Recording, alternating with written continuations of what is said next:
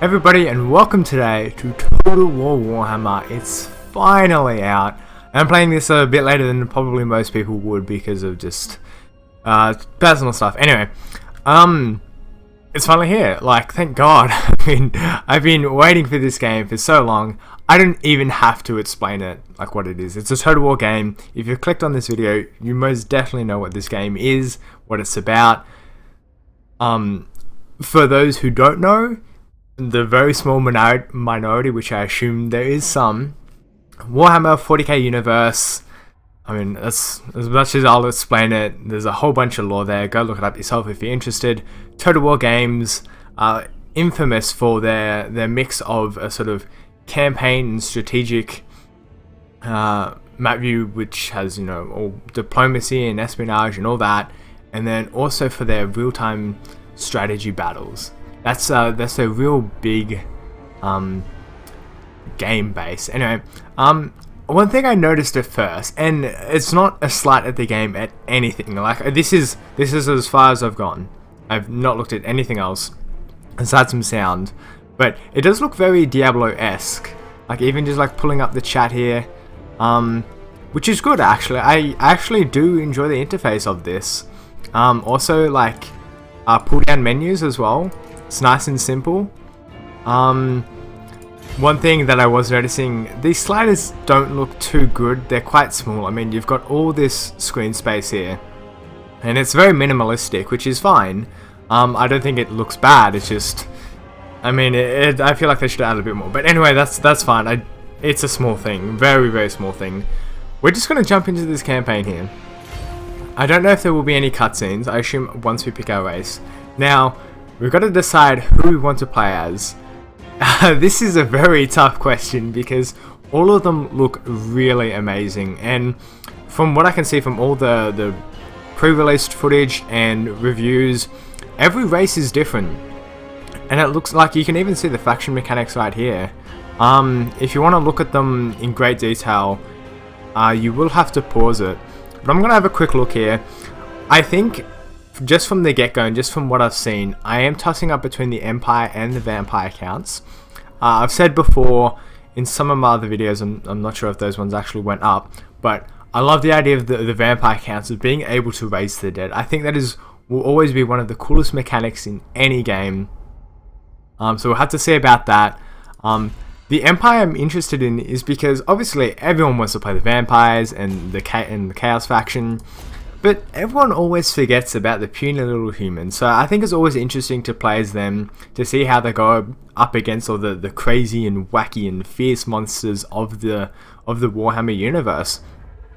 So we are just going to look at the, just glaze over the faction mechanics and the units and the playstyle that they've got here. I'm going to take this very slowly. I'm super interested in this, so I'm going to play it quite slow and really just immerse myself in the universe. So, the Empire faction mechanics, they can only capture territory belonging to Vampire counts or any other human factions except for Norsca. That's interesting, so I assume it's vassals that you use. If that's an interesting one. See, already, like, that is a very unique mechanic. It's not just going to be a simple, you know, conquer and steamroll the whole world. It's going to be, you know, you can only conquer the Vampire counts. So that's interesting. It does specifically say capture, so I am assuming vassals is a part of it. Officers. Lords may be assigned into officers, granting them a unique title and bonuses. Okay. I think that might be similar to in the Rome games, if you play as any of the, like say, House of Brutii, Scipii, and Julii, you become like a Praetorian, something of that sort. And branches are linked to various buildings. Okay. I am aware that they've got very strong cavalry. I'm pretty sure these are the best cavalry in the game. So that will be very good for flanking, which has always been a very important mechanic for the battles. And the steam tanks, which do look pretty good. There's this little description here, which I won't read. It's just a lot of reading, which you can just pause and read anyway. So I'll save you the time there. Their playstyle, it says they're normal, numerous enemies, fractured empire, ruled by elector counts, balanced unit roster, plentiful confederation options, allowing other Empire factions to be merged with the Emperors via diplomacy. Okay, so it looks like it's going to be a very basic diplomacy-based game. The Dwarfs here, they can only capture a territory belonging to the Greenskins and the Dwarfs. They do have the Grudge Book, which I think is a very interesting mechanic. It sort of sets up objectives that are actually reflected within the game. It will be different every game. And they can use these underground passages as well. So that'll be interesting. They do have the Slayers, which I think will be very useful units later in the game. And it looks like they've got a good strong amount of artillery. Yeah, as you can see from the playstyle here. Durable units, strong economy, large tech tree, magic resist.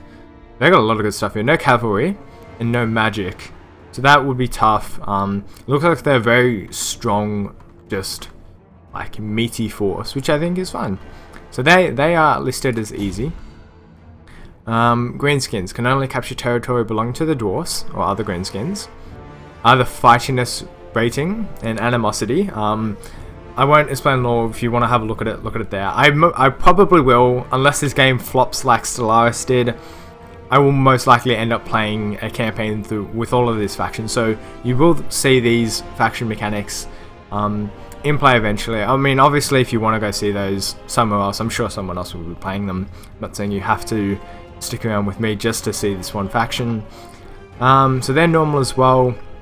Look like, yeah, focusing on horde, like just lots of units. Very typical of the Orc faction, or the Greenskins, I should call them.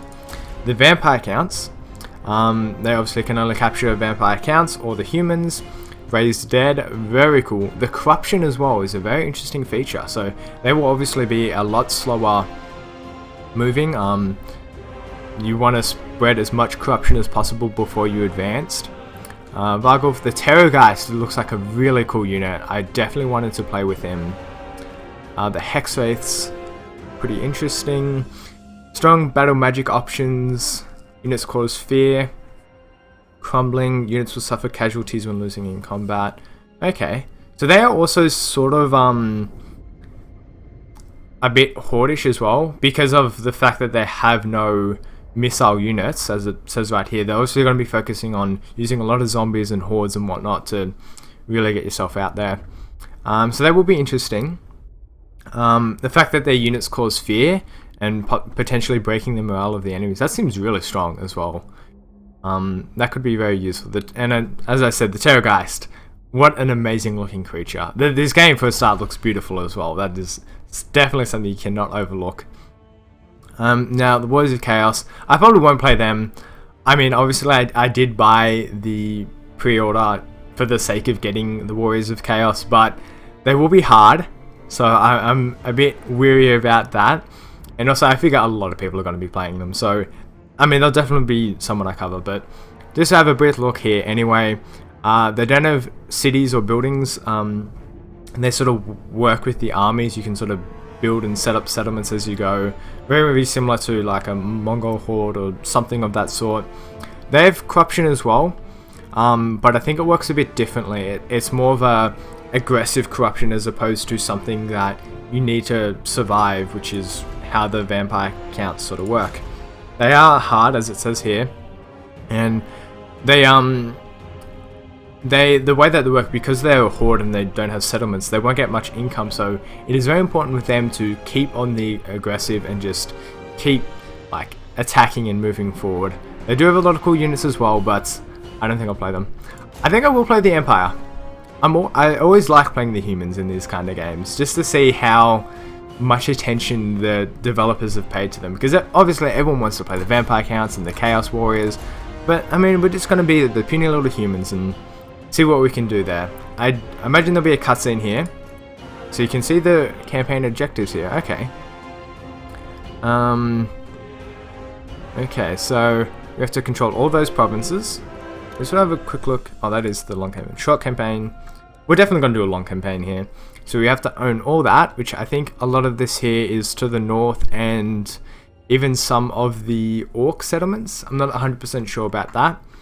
We claim Sylvania, the vassals, vampire counts we have to destroy, and we basically have to wipe out the chaos people. And Ensure that the Archaon, the Ever-Chosen, is in a wounded state. I'm not quite sure who that is. I have a feeling that is a Warriors of Chaos person. But anyway, we're going to jump into it. This video will be a lot slower, just sort of getting our bearings and see what the game's like and what it looks like at a base value.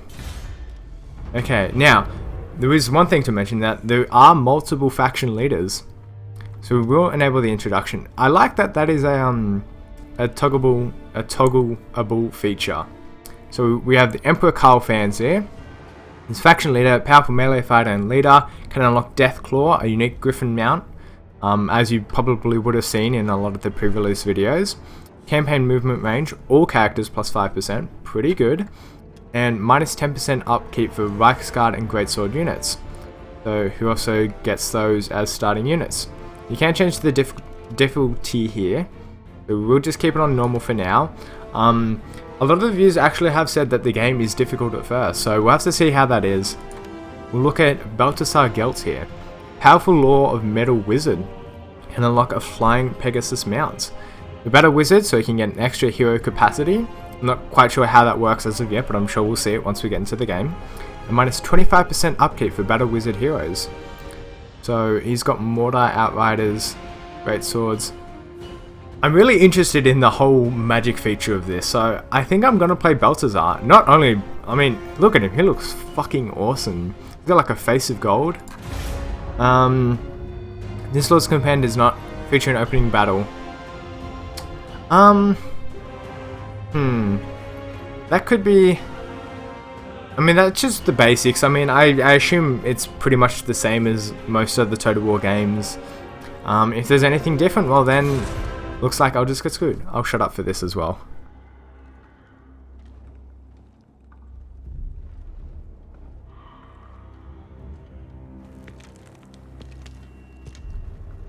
The drums of war never cease. For the old world lies in great peril.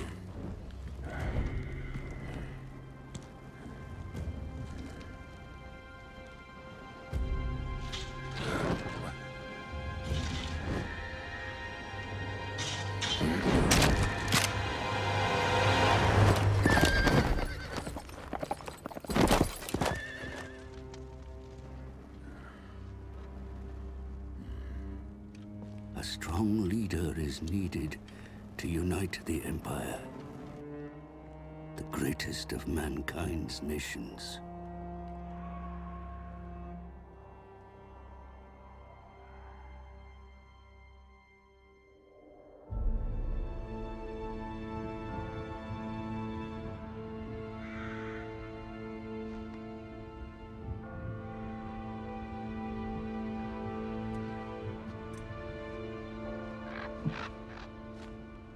As gods battle for the world's fate, I make my own humble contribution.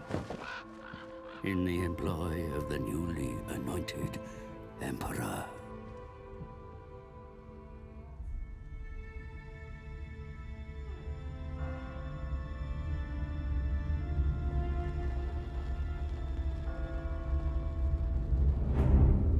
Even now, we make haste to the Emperor's ancestral capital. For the demented Rachnic Spiderclaw leads an attack on Altdorf's walls.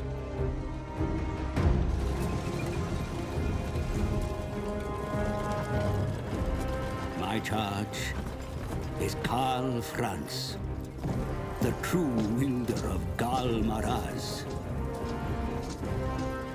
But as he fights to secure his status as Emperor, will his reign strengthen the nation? Or lead it to ruin?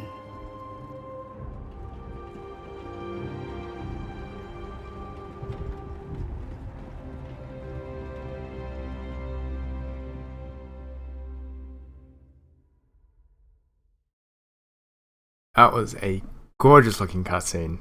Grim, but gorgeous. We'll keep that in mind. This does look like a very, very gorgeous game. So I'm definitely going to have a look around the map. Oh, I'm so excited. I've been waiting so long for this game.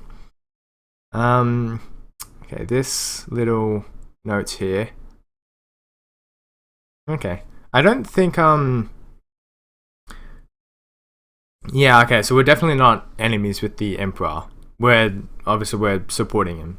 I thought we might have been pursuing our own claim or something, but no, it looks like we are supporting him. Loading time is quite long. I'm hoping that proves to be a good thing, in the sense that the game has a lot to load, and there's a lot to it. I do have a reasonably powerful computer, so these load times are quite scary, considering how long they are. It is slightly worrying. It looks like it is ticking up very slowly. Anyway, that's that. So we'll have to look around the map to see what our early objectives will be. The Greenskins scurry back to their dirt holes, Lord. However, it remains a time of crisis for the Empire. Secessionists, hostile to the election of Emperor Karl Franz, are trying to form a breakaway province to the south. We need a stable empire if you are to study the arcane texts. You must put an end to their senseless revolt. It looks like this is sort of setting up the early game and telling us the current situation. A rival of the recent election plots openly against the Emperor. Be warned that should diplomacy fail, war with Todbringer will be unavoidable. Be sure to build your forces.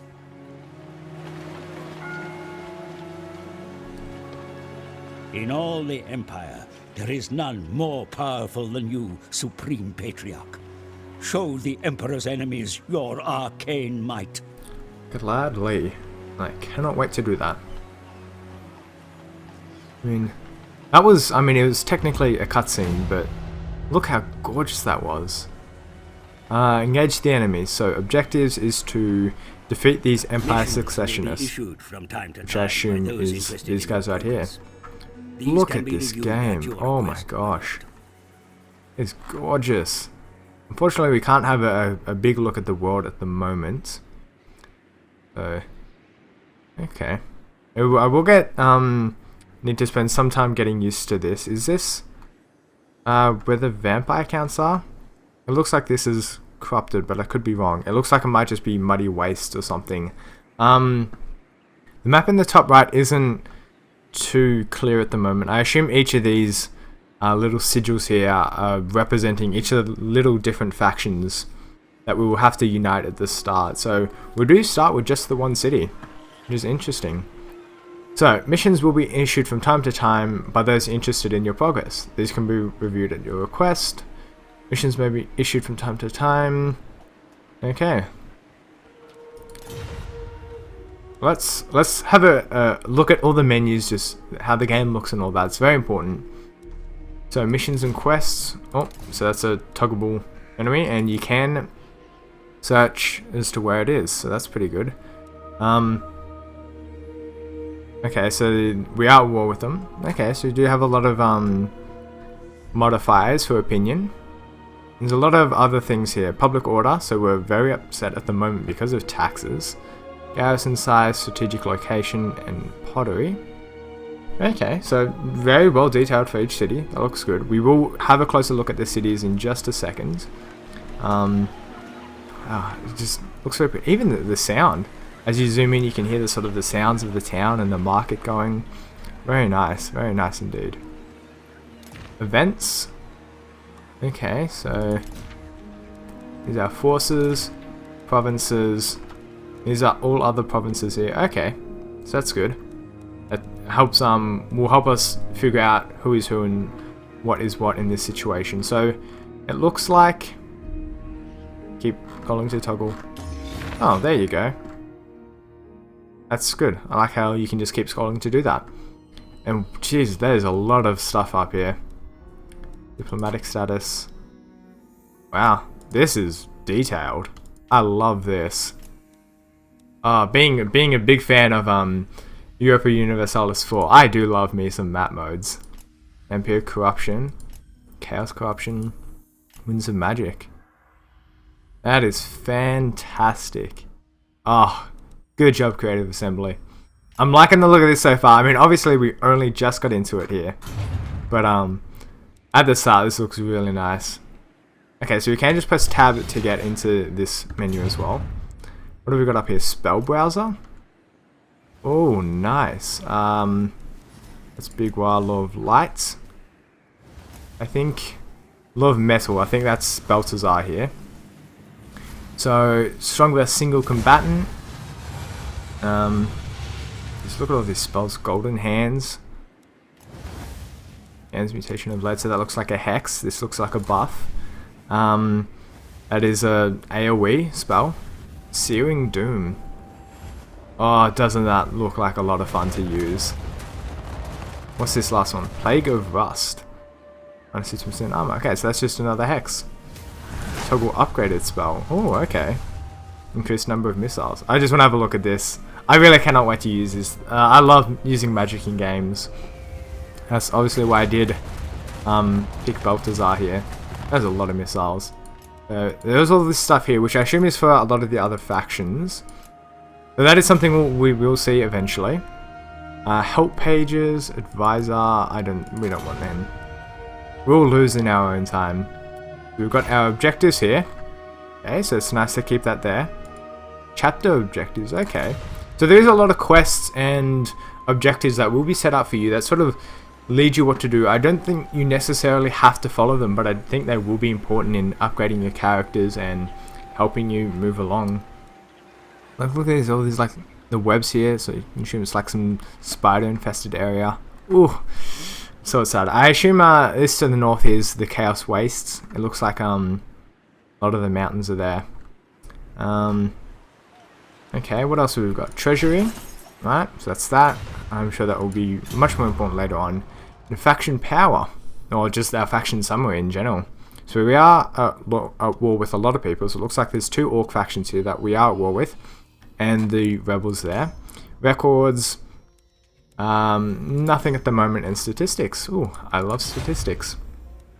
Diplomacy. Okay. Relations with foreign powers may be managed through diplomacy, my lord. Okay. Wow, there's a lot to it here. Holy crap. Empire provinces. So these all should be with us, but obviously they are not at the moment. So that's something we will have to do. I think that will be our best starting move, is to go just clean up around here and get us strong enough to go fight off the orcs and whatnot. So here are the officers here. So can I put you in these as well? Gives the character title treasure. Can we have it over there? There we go. Additional tradable resources and income from all buildings. So I don't understand fully why he cannot go into these. Oh, required rank 10. There we go. Okay, so what else can we do at the moment? And the Castellan Engineer. Upkeep minus 10% for artillery and minus 10% for buildings. I assume we can change them around later, but for now I think putting him as the treasurer, there's absolutely nothing wrong with that. I wonder if we can change the emperors. Okay, let's have a look at the city itself. Or actually, while we're here, we will look at the army. You summon me. Okay, so here we have Balthazar, who I believe will be our main character for this. There's a bunch of stances here.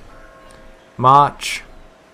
Okay, interesting. Ambush, raiding, encampment, and channeling. Very nice, very nice. Yeah, okay, so we did get all the stats. So what do we have? We have some mortar, we have some missile cavalry, crossbowmen, spearmen, swordsmen, and greatsword. So a mix, an entire mix. Obviously there are infantry and cavalry, but each individual unit is different. From the get-go, it looks like, yeah, I mean, it's just a very good mix at the moment. In terms of recruiting units, we can get more spearmen and more swordsmen. And that's how much, oh, that's the upkeep, and that's the base cost at the start. Very well, that's good. And we can just click off him to get rid of that menu. That is end turn button. Left click to select. So here we go. I'm sure we can expand this view a lot better. But looking at this at the moment, so untainted, neighbors attrition, okay. So that's there just normally. Growth. can be spent in... I'm not quite sure. I assume we have to increase the population to get different types of buildings. We do have a port here. More income. So these are all income buildings at the start. There's obviously locked, so we click on... Okay, so that will just take us to the cities themselves. We can rename it, so that's a nice little feature. Garrison details, so we do have a lot of units sitting in there, which we probably won't need. I'll definitely take some of them out to help with this starting wasn't. Here you go, there we go, that's what we wanted. Nice, big expanded thing. Okay, so as you can see here, you need the population here to upgrade the capital building, which will allow you to get to the different tiers of all these buildings. So starting off, we've got training field.